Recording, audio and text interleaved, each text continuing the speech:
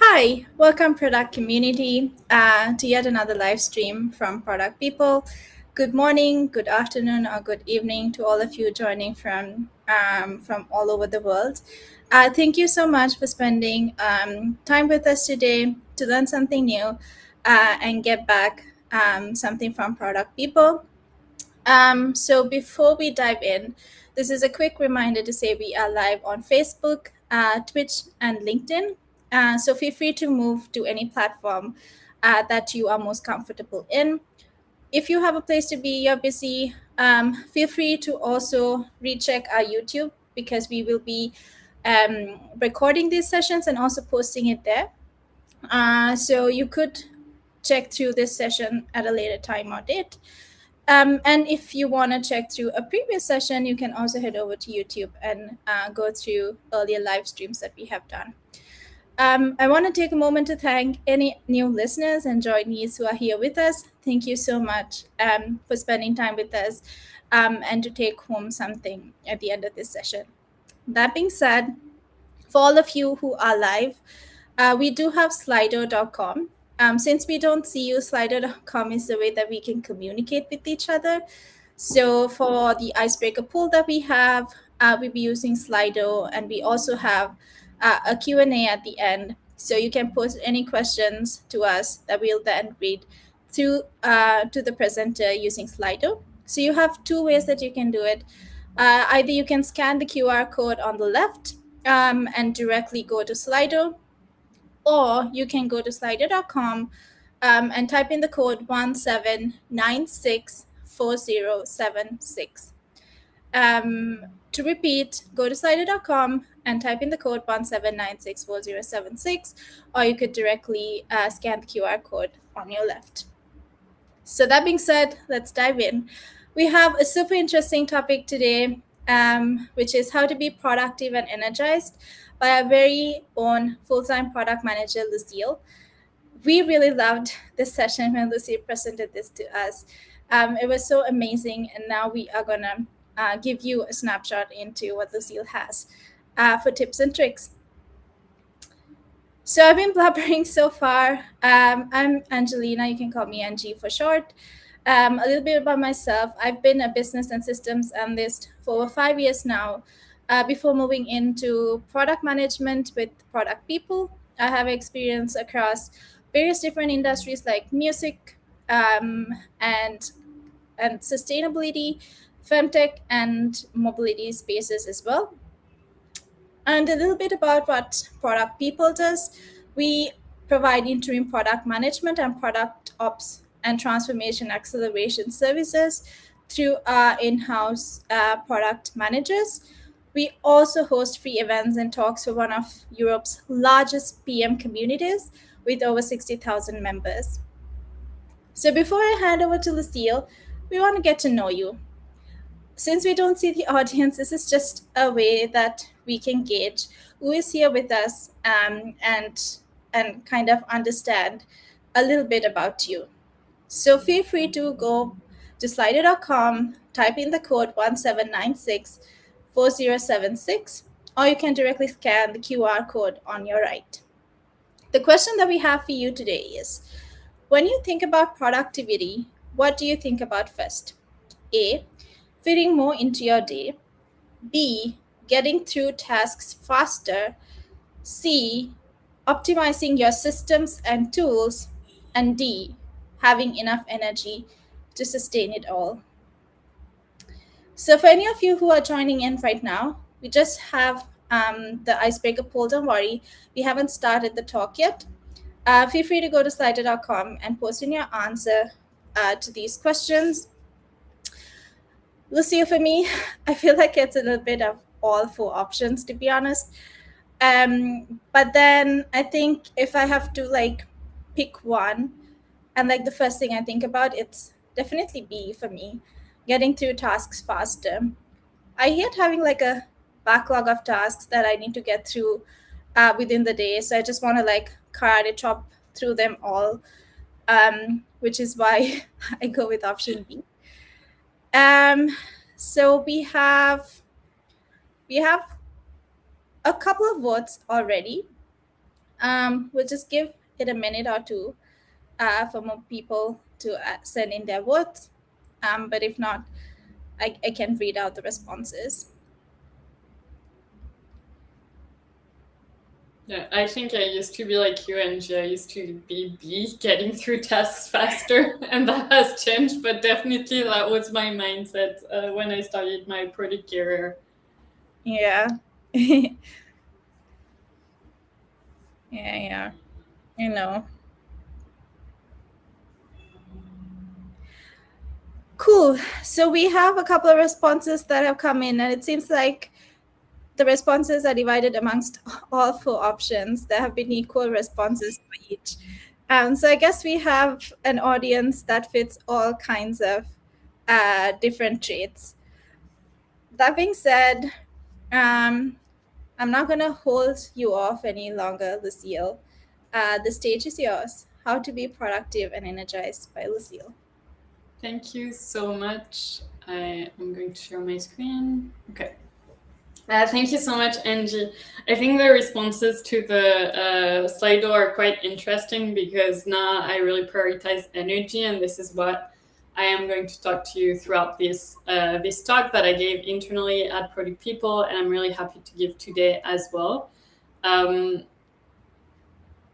I am, but now I'm really more focused on energy, and this is why this is how to be productive and energized. So the habits and routine behind doing better work without running on empty. Why I had to learn this for years. I work the way most of us do, especially I think us product managers. We're always trying to cram more work into more hours. We're trying to put more effort in, and we're really relying on willpower, which works until it doesn't. And some of you here might have experienced this before. And in my case, I experienced a health situation that forced me to reassess how I was spending my energy. And I realized when this happened, I realized that just pushing harder stopped being an option.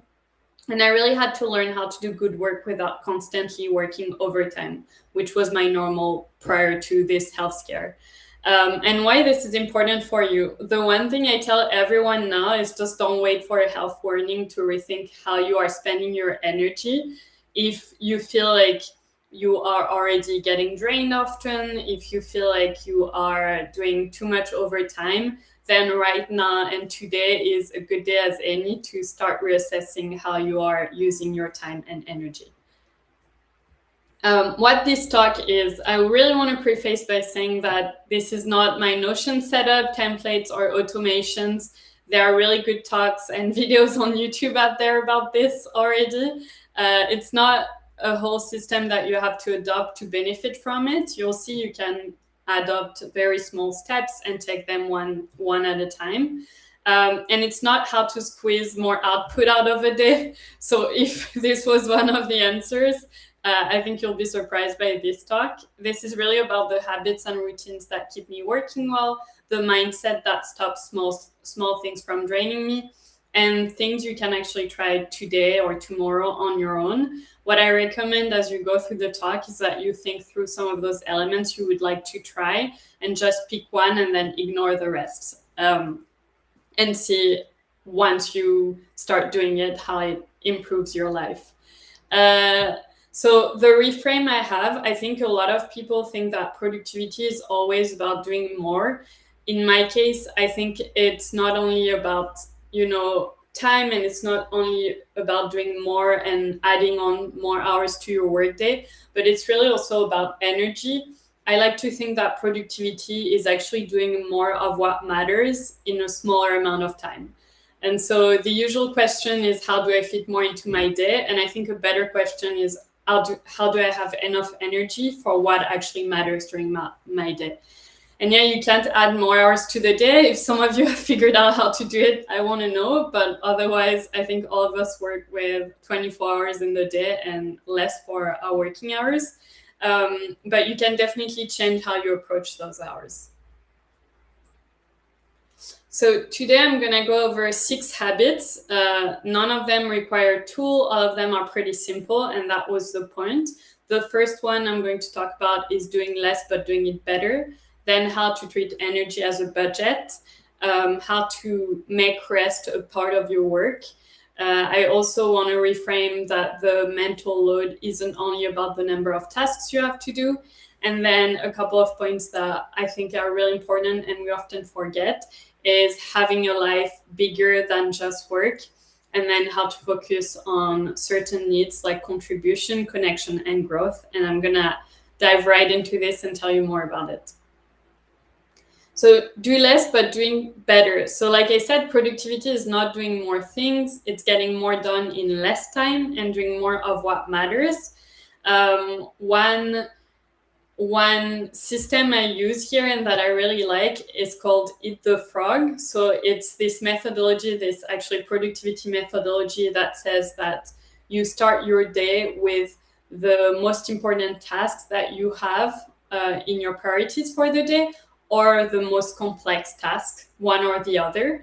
And the idea behind this methodology is when you start doing this, you start doing this before you open anything, whether it's Slack, your emails. It's really in the morning you have a block of time, like an hour, that is for focused work before you get dragged into the day and any emergency that might come up. And so you really start with that task. And the twist I've added onto this from my side is what I call Eat the Frog on paper. So I actually have a paper agenda where I write the night before the one task that is going to be my Eat the Frog task the next day, my priority. And that way, I don't even have to open any task management tool. I don't have to open, Asana. I don't have to open Notion, anything. Really, the only thing I open is my agenda. I check the task, and then I open the tool that I need to do the task. But I don't open anything else. And I think this really helps with focus, because once you start opening, for instance, like your to-do-list where you have a list of tasks, then you see everything else you have to do, and you might change your mind about what is a priority. You might go for something easier before. And so if you do this and you use a paper agenda or a Post-it or anything you want, this will really help you to start focus and do the most important task first when you start your day. And this also goes with assessing what you are doing regularly. So I really advise that you review your priorities. I like to do it in the evening more than the morning. Some people do it in the morning, but my advice is that at the end of the day, you review your day and you prepare your priorities for the next day. And ideally, you don't have a endless list of priorities, which is why you have Eat the Frog. You have Eat the Frog, and then you have a P2, a P3, and some additional if you have time. I also recommend that you prepare your meetings for the next day. And even if you don't have time to prepare your meetings, just go through the list and ask, what do I want to get out of this meeting? So you make sure you have like a red thread and you're intentional when going into your meeting. And similarly, I think doing this on a weekly basis is very important. So I love to do this on Friday afternoons, where I reviewed what I did during the last week and then I prepare the next week. Some people do it Monday morning. Like for me, really doing it on Fridays is better, the same thing as doing it in the evening, because then I can just log off for the end of the day, for the end of the week, and be very relaxed, knowing that I've already prepared. And actually, a fun anecdote is that a lot of time I thank my past self when it's Monday and I open and I see that I've already organized my week. I know what to focus on, because it's just takes off so much of the mental load of having to just start the week stressed about everything that needs to be done. So my ask for you is that tomorrow, before you open Slack or any other communication apps you use, you write down the one thing that would make the day a win, the one task that you need to focus on first, and you do that. And then you see how the rest of the day goes. Then this one, I think is so important. The second point, treat energy as a budget. So the first point here is to become more aware of your own warning signals before they're screaming. So to be able to treat your energy as a budget, you first need to better understand how your energy is impacted. And so there are 4 different buckets that you can think about when you think about your energy. The first one is the emotional one. So when, for instance, when I get tired and I need a break during the workday, I will get more frustrated. So for me, I know that frustration is a signal that I need a break and that my energy is low. But for you, it might be getting irritable, tearful, just feeling like you have flat energy, you're more on edge, nothing feels fun. Then physical, like in my case, is usually like I will have like some type of back pain because I've been sitting for too long. You might get headaches, feel some other type of tensions. You might get more sleep as well. Sometimes it's not something that you realize right away. Sometimes it's something that happens over a few days. Your stomach might be tight. You might feel like your body is heavy. And just keep in mind as well that for all those, before I continue, they are interesting to think about throughout the day so you can figure out when you need breaks. But they are also very important to think about over longer periods of times, because if you feel like you're getting a lot of poor nights of sleep, if you feel like you are constantly frustrated, irritable, maybe you actually need a vacation. Maybe it's not about resting throughout the day and finding pockets of rest or resting during the weekend, but it's really about needing more rest and to be away from work. So this is interesting as well.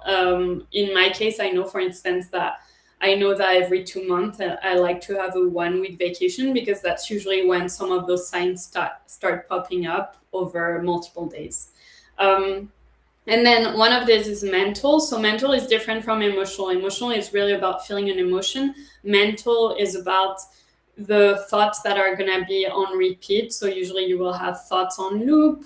You can't focus. You're going to start forgetting things. Same thing if that happens throughout the day. Maybe you need a small break. If it's over a longer period of time, maybe you need a bigger break and a vacation. And then the last one, behavioral, is more of an overtime thing. So for instance, I've had periods in my life where I felt really, really tired.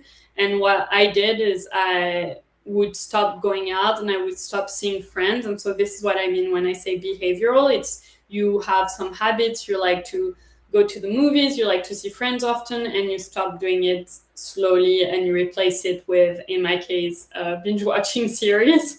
So it's about the behaviors that you stop doing and also about the new behaviors you adopt, like procrastinating, scrolling, etc. So here, what I would recommend is to build awareness, right? Start writing down your own earliest signals, not necessarily the dramatic ones where you can't sleep at all, but really the first ones when you start getting tired over a day, over a week. What does that look like? And that way you can act faster and easier once you start to recognize them. Then the second part of this is topping up before you're empty, because it's cheaper. If you wait until you're fully burnt out or you're absolutely exhausted, it's going to take your body and yourself longer to regain your energy. So here are some of the, tips that I like to apply myself. Going outside before going online. So every day, if you can get 10 minutes of air and daylight before starting your workday, if you can get some sunlight in, it can just be, walking in your neighborhood. If you're working from home, it can be getting a coffee, but really getting some time outside when you're moving will be really helpful. Then what I call the 5-minute reset. So in between meetings, if you can stand up, move, feel the air, that can be opening a window, getting a glass of water. Doing 10 squats is a good one as well, really. Like if you work from home and no one can see you, you can try and do that. It will give you some energy back.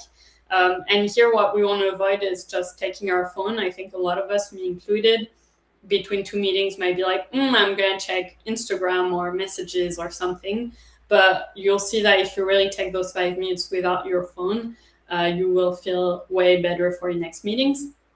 And then priming. So priming, it can be 30 seconds. Like it can be putting some music on between meetings. It can be, dancing it out. It can even be in your office if you do it with your colleagues, to be honest. Standing out, breathing out slowly, smiling. There's also another part of that which can be longer. So for instance, I have different depending on different periods of my life. So I like to have different rituals in the morning. Right now I do the Tony Robbins priming, so you can find it on YouTube if you type Tony Robbins priming, and it's a 15-minute practice that helps me get into a good energy for the day and set the intention for my day. So all of these, and maybe you have more, can be some that you apply to top up your energy throughout the day, during the weekend, etc. So what I would do is try this, put 1 5-minute break in your calendar tomorrow afternoon at the time you usually crash, if it's after, at 4 p.m., for instance, and really treat it like a meeting, and which means like you can't cancel it and nothing can be booked over. So try doing that tomorrow and see if that helps. Then rest is part of the work. So I plan rest as deliberately as I plan work. It gets a slot. It's not a leftover. I tend to block my agenda during the day for focused tasks, and I also block sometimes. I block a proper lunch break. And like I said earlier, a proper break every couple of months, not because I'm exhausted, but so that I don't get there. That timeline might look different for you, but it's important to start thinking about what it looks like. And then we often forget the foundation: getting a good night of sleep, getting good food in, movement, and connection, which means socializing. Even for those of us who like to spend time alone, socializing once in a while will really help with replenishing your energy. And this is the foundation, right? Like, I'm not going to teach you any of this today, but they do beat every technique in this deck. Like, if you're able to really take this seriously and take small steps to improve them, you're really going to see your energy over time get better. And the trap here is that we tend to drop the habits that keep us well the moment we feel well. So you're going to take on all those great habits, and then you're like, oh, my energy is great, mentally I feel great, so I don't need to do this anymore. And then 2 weeks, 3 weeks in, you feel badly again. So really, you do need to keep doing this even when you feel well. And keep in mind that however much you love the work you do, if you run on empty long enough, you'll start resenting your work, your clients, the people you work with, your colleagues, your family. I mean, it's just, you might love something, but if you get too tired, it's just going to be something you resent. So taking breaks is good for you, and it's also good for the people around you, right? Next slide. So the mental load isn't only about tasks. I think this is really important to keep in mind. So your mental load is not only about the cognitive aspect, but it's also the emotional aspect. And most of us only manage and think about the cognitive half. So what I mean by the cognitive half, it can be, context switching. It can be the number of tasks you have to do. It can be the number of information you get throughout the day. But it's actually also about the emotions, right? It's about your emotions. But if you work with a lot of different people, you might also get impacted by their emotions. So if you go into a meeting with someone who's frustrated, who's angry, who's tired, you are also going to feel those emotions, and that will add to your load depending on how you manage it. So really try to be intentional about your interactions. Think about how you want to show up in meetings, because your emotions also impact others, and about what's the most important for you when you go into the meetings. Learn to listen to your emotions. What we were talking about earlier in the signals help with that, because emotions are really a message. They're not a malfunction. They're not good or bad. Like, we tend to talk about good emotions and bad emotions, but really they're just emotions, and they're just a message. And if you learn to notice them, name them, feel them, then you can decide what to do with them, whether it is acting on them or letting them go. Naming them, there are a lot of emotion wheels now that you can give kids, but also exist for adults, that can help you to start naming your emotions and recognizing your emotions. And so then when a new emotion comes up, you can learn to recognize it faster. And then one thing here as well is ask better questions and listen longer. Sometimes just to diffuse the emotional load, it's also about asking or naming it, right? Like, I am feeling some frustration here, like, what is happening? a lot of the tension tends to dissolve once someone feels that they are genuinely heard, and it's also not something that goes unsaid or unheard. So here the advice I want to give you is, like, next time you receive a frustrating message from a client or someone you work with, don't answer right away. You can write the reply you want to send in a note or in a draft in Slack. And then if you have a meeting, if you have a lunch break, come back to it later and decide whether or not you want to send it. Because sometimes when we get frustrating message, we want to respond right away, but we forget what's the intention of the response and what the impact is going to be. And so this is one thing you can do to better manage your emotions, give yourself space. So this is really important to keep in mind, that the mental load is not just cognitive, it is emotional as well, and that this will have an impact on your energy and how much space you have throughout the day. Having a life bigger than work, I think I really like this one, because when I started my career, everything was about work. And I realized that I actually became a better product manager when everything stopped being about work, because I really had space outside to completely disconnect. And sometimes I would come back to work with a fresher perspective and a better solution to a problem than if I would have spent the entire night thinking about it and not sleeping due to, thinking about it. So having a real passion outside of work isn't a distraction from good work. It's where a lot of your energy comes from. I think it's really important to know your bigger picture and how you work. So here I shared this with my colleagues. So you work at Product People, but you should think about it in your own company. How the work you're doing currently fits into it. It fits into your bigger vision for life, your purpose. Why did you first come into the company? Is it still, fitting what are your expectations still the same? Are you still getting what you were looking to get? I think all of this, just being aligned and making sure the work you're doing as a product manager is aligned with the bigger picture and a bigger vision you have for your life, will really help to keep your energy and be excited about going into work. Work you've consciously chosen is far less tiring than work that just happens to you. And then know your values and your non-negotiables. Some PMs actually have a PRD of their own life and career, which I don't think is that strange. It's just about knowing, your values, and that also helps, knowing if your values are aligned with the company you're working with, and your non-negotiables. Are they respected in the company you are working in as well? All those things are very useful and very important. So it's worth asking yourself, what do you want your life to look like in 5 to 10 years? And how does Product People, in our case, but in your case, your company, the work you're currently doing, how does it fit into it? And then the last part of this is contribution, connection, and growth. So there is a theory that we have 6 human needs that as humans we all need to fulfill, and those needs are the need for certainty, the need for variety, the need for significance, and then the need for contribution, growth, and connection. And usually when you read through this theory, is that the needs, that if you fulfill some of those needs, you will be happier. So for instance, if you focus more during your day on contribution, connection, and growth, you will feel happier and more fulfilled than if you focus solely, for instance, on significance and certainty.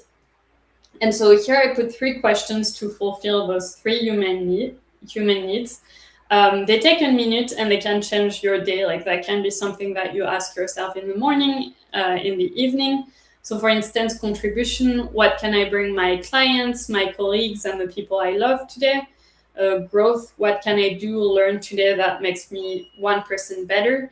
Sometimes it doesn't have to be something new. It can be something that you repeat, that you do again. And that, for instance, like, let's say you're trying to go on walks every day. It might not be something new, but maybe the fact that you're doing it's compounding and it's adding up. And so that can be some days the one thing that you focus on that helps you, that makes you better. And then the last one is connection. How do I create meaningful connections with the people I interact with? That's not always easy, but I mean, I think like creating that aspect of connection, seeing how you can connect with people. Sometimes it's just generally asking how someone is doing and listening will really help to bring up your level of fulfillment and your energy. So try this, pick one of the three and decide what action you will take to fulfill it today or tomorrow, and see how that impacts your day. So my last advice here is don't try everything. So experiment with one for 2 weeks and then reassess. You can always go back to those streams. They are available. So if you need some new ideas in the future, you can go back. Some ideas of where to start. Eat the frog, I think is a good one. You can pick tomorrow the hardest task you want to do or the most important task of your day. You write it on a post-it tonight or tomorrow morning, and you do this first thing in the morning, or go outside first tomorrow before you start your workday. Even if it's 5 minutes, go outside, get some air, get some daylight before the first meeting or before the start of your day, or start the 5-minute reset just when you have a break between meetings. Instead of picking up your phone, start moving, get some air, get some water, and block it in the calendar. Priming can be a good one as well. Like I said, can be dancing between calls, can be, jumping. I think those squats can count as priming as well. And then schedule some rest, 5 minutes in between meetings, or an actual lunch break that you stick to. And to finish, I think on a more serious note, like if you've looked through this presentation and especially the signals and you feel that those have been read for weeks, talk to a doctor or a psychologist. Like if you're not feeling great, this is the first place to go. It could be your GP, your general practitioner, and tell one person you trust in your circle, family or friend, or at work even, how you're feeling, and just see what you can do to improve this, and take it seriously, because it can be the first sign that you're not feeling so good and that you need to reassess some things. And keep in mind that you can't look after your clients, your team, or anyone else if you never look after yourself first. And that also goes with your personal life, with your family and your friends. Thank you. I hope that was useful, and I hope you'll try some of this. Thank you so much, Lucile. It was a lovely, lovely presentation. It only got better with time. The first time I heard it, it was amazing, but this time, even better. Thank you so much for sharing your knowledge with us. So much nuggets of information in that one session. Thank you so much for all of that.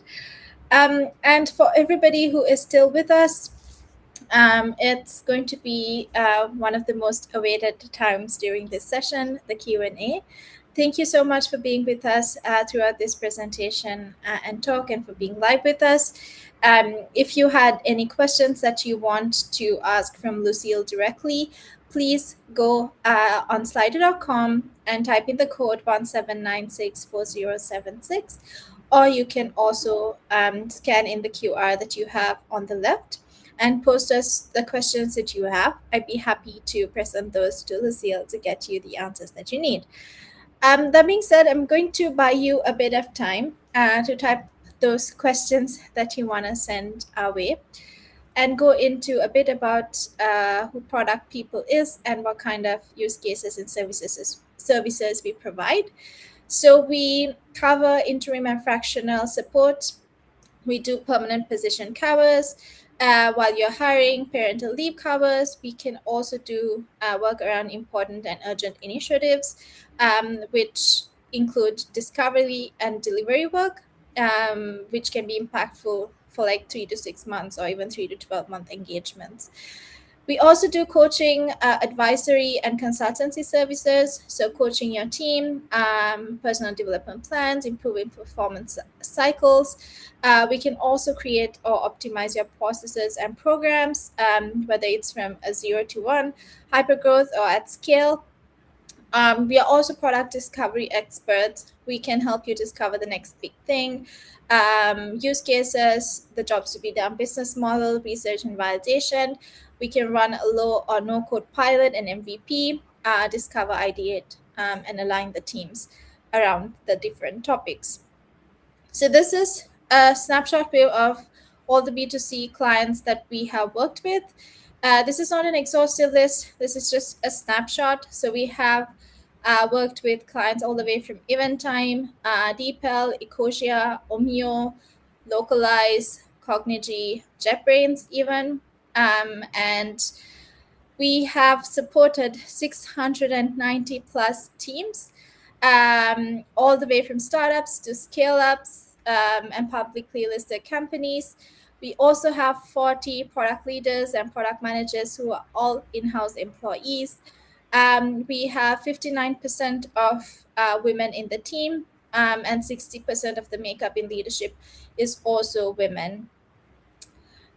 So thank you so much for listening in. And this is the time for any questions that you have for us. We already see some questions rolling in. Thank you so much for that. For those of you who missed the slido.com part, please do send out your questions on slido.com. You can either scan the QR code on the left or go directly on slido.com. Type in your code 1796 4076, and post any questions that we have for Lucile. Lucile, we do have a couple of questions already from the audience. First question is, what do you do when you wake up already feeling low energy, but you still have a demanding day ahead? Yeah, I think that's a great question. I think the first thing I do is reassess my priorities, because even when you have a demanding day, like, you realize there are always things that can be moved around. I know it doesn't seem like that this way, but giving you an example, like, let's say you have an important client meeting and you know that's the priority and you really need to work on it, but you also needed to deliver something. Like, I usually give myself some space for delivery, but this is something usually like, can you move that delivery by a day? Like, do you really have to do it today? Honestly, like, sometimes we don't want to move things around, but there is always space to do it. So that would be the first one. And then I think the second one is, I would really see what can make that day better. So if it's going outside, getting a coffee at my local coffee shop, like, I will do it. What are small things that I can do to make my day better? And then the third one, which I know can be hard depending on your company, but us at Product People, I would definitely flag that to the person I'm working with, and potentially, to my manager, and just see how we can reassess and support each other. Because I think when in companies where you have a good company culture, this is something that you can do, because we all have days where you don't feel as great. So lean on your colleagues, and if this isn't something you're doing, maybe something that you should start doing and incorporating into your company's culture. Thank you so much for that, Lucile. The second question is, do you deliberately schedule different types of work depending on your energy level? What would a typical day look like for you? Yeah, absolutely. So I usually try to do deep work in the morning, like have some space. So ideally, if it's possible not to have meetings before 10 a.m., like, that's great. Otherwise, if it's 9 a.m., like, even having a 30 minutes focus time before. So the morning is the best time for me. So if I can, I try to not have too many meetings there. And then the end of the day. So usually a time where I might be less productive is right after lunch. And so this is actually a good time to have meetings, because you are, with other people, you're talking, you don't have to work by yourself on a task. So for me, yeah, I definitely try to have focus session at the end of the day, like around 4 p.m., 5 p.m., and in the morning. And then after lunch, I will usually have meetings because that's a time where it's harder for me to work on deep work. So yeah, I would definitely recommend trying to figure out when your energy is more suited to deep work and when you need to be doing more manual tasks or repetitive tasks or being in meetings. Cool. That really does make sense. Thank you for sharing. The next question that we have is, what is one productivity habit that sounds useful in theory but personally didn't work for you? Yeah, I think, let me think. What is one productivity habit that sounds useful in theory but personally didn't work for you? I think one for me is that, and I do block my agenda, like my calendar, but I will not block it specifically to a task. Like, for instance, if I'm working on a specific client and if I have a focus time block, I might block it and put like very high level what I'm working on. What really I've seen some people do, and I can't because it's very overwhelming to me, so it defeats the purpose, is like putting all of your tasks very specifically into your Google Agenda or any type of agenda you use. It can be Outlook. And so you have like, I don't know, maybe 10 events throughout the day where it's like, do this task, and then go to this client meeting. And this for me is like very overwhelming. I think people who time block very extremely might like it and it might work for some people. But for me, it's super overwhelming. So I actually don't feel productive because I look at my calendar and I'm like, I do not want to do any of these things. But yeah, but it's very, very personal. Like the Eat the Frog one is one that I absolutely love, but some people might not. I think you really have to try and experiment and see what works for you. Cool. Thank you so much for sharing. Yeah, I totally agree with the whole blocking off the agenda thing. Sometimes it can get super overwhelming. Like looking at a calendar, there are so many different focus blocks, and you're just like, oh, what's happening? Cool. So we have another question for you. How do you distinguish between genuinely being low energy and just procrastinating on something difficult? Yeah, so I think this is where the low energy aspect, what we were talking about, the warning signals, I think are useful because usually they're not the same if you're procrastinating. So if I take my own example, like if, like I said, I'm gonna be frustrated emotionally, I might have some back pain, I might have mentally, I might start going over things over and over again. And that's really a sign that I am low energy. Whereas if I'm procrastinating, the main thought I'm gonna have is like, this is too hard. I don't know where I can start this. Let me push it. So I think it's not the same. It's not the same thing because you don't necessarily have the emotional aspect or the what was the other, but yeah, you don't really have the emotional aspect or the physical aspect. If you're procrastinating for too long, like they're gonna start to blame, right? Like if you have a very important presentation in 2 weeks time and you keep it for 6 p.m. the day before, then potentially the signal are gonna blend. But otherwise I would really think about trying to think what you're feeling and what you're telling yourself when you're procrastinating, because that will tell you more about why you are procrastinating and will help you to become more aware of when that happens. Cool. Thank you so much. The last question that we have is, what does planning rest deliberately mean day to day? Is this about longer breaks and holidays or smaller things built into working hours? Yeah, I think it's about smaller things. So, like I was saying, I think that the holidays, it's still important to have that in mind and to start thinking about like your rhythm. Some of us have been into our careers for longer. So, when do we start getting tired? In my case, it's every 2 months. I'm happy to have a break. So, this is why I take it. But I think it's really about the day to day and it's about when you take rest. So making sure you have breaks, making sure you have a proper lunch break and you're not going over your lunch break every day and eating at your desk. But it's also about the quality of those breaks, right? We kind of talked about this, but what are you doing in those breaks? What are you doing after work? After a very hard and like long work day, we tend to want to maybe, scroll on our phones or watch a series or something like that. And if you do that once a week because you actually had a really hard day, that's fine. But if you do this every night, you won't actually recuperate as well. Whereas if you go on a walk, you read a book, you go for coffee with friends. So I think it's really about what you can build throughout the day. And if some of these feel like too far away, what are small things like the small 5 minute breaks that you can add, and what can you do to amp up the quality of those breaks? Cool. Thank you so much, Lucille. That's all the questions that we got for right now. Thank you for sharing your experiences and walking us through all the different questions that we had for you.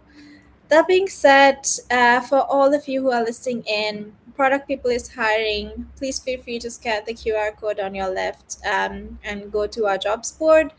And you can also subscribe to our newsletter and receive inspiring product stories and insight directly into your inbox. And you can scan the QR code on the right for this. So please feel free to scan the QR codes and go on to our jobs board, or also subscribe to our newsletter. That being said, we are going to meet live again on August 18th for yet another topic, which is product management at the speed of quick commerce. So please do tune in to our channels at Product People so that you can read or learn more about product management at the speed of quick commerce. That being said, thank you so much for joining in. Thank you for our listeners. Thank you for all who joined in new and fresh as well. Please do connect with us. Join us next week again. And see you soon then. Thank you.